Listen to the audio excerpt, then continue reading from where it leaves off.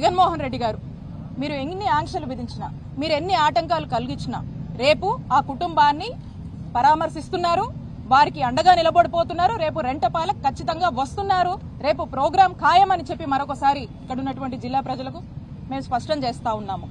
అలాగే ఎంత దారుణం అంటే, ఎందుకు నేను అడుగుతా ఉన్నాను పోలీసుల్ని, ఎందుకు మీకు జగన్మోహన్ రెడ్డి గారు టూర్ అంటే ఎందుకు జగన్మోహన్ రెడ్డి గారు వస్తున్నారంటే ఎందుకు ఈ కూటమి ప్రభుత్వానికి అంత భయము? ఎందుకు ఎక్కడ లేనన్ని ఆకాంక్షలు విధిస్తున్నారు? ఏమైనా ఎమర్జెన్సీలో ఉన్నామా? అక్కడ బార్కెట్స్, ఇక్కడ బార్కెట్స్, చుట్టూరు బార్కెట్స్, ఇన్ని పెట్టండి అన్ని పెట్టండి, అక్కడ రెస్ట్రిక్ట్ చేయండి, ఇటు నుంచి రావద్దు అటు నుంచి రావద్దు అని చెప్తా ఉన్నారు.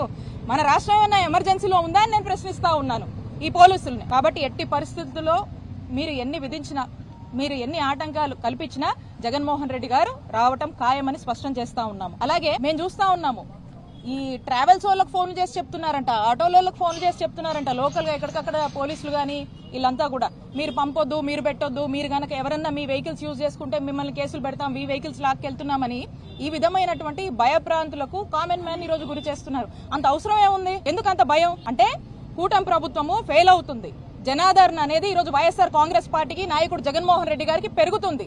మీరు చేస్తున్నటువంటి అరాచక పాలన తట్టుకోలేక ఈ రోజు జనం రోడ్డెక్కుతున్నారు. రోడ్డెక్కి వాళ్ళ యొక్క బాధల్ని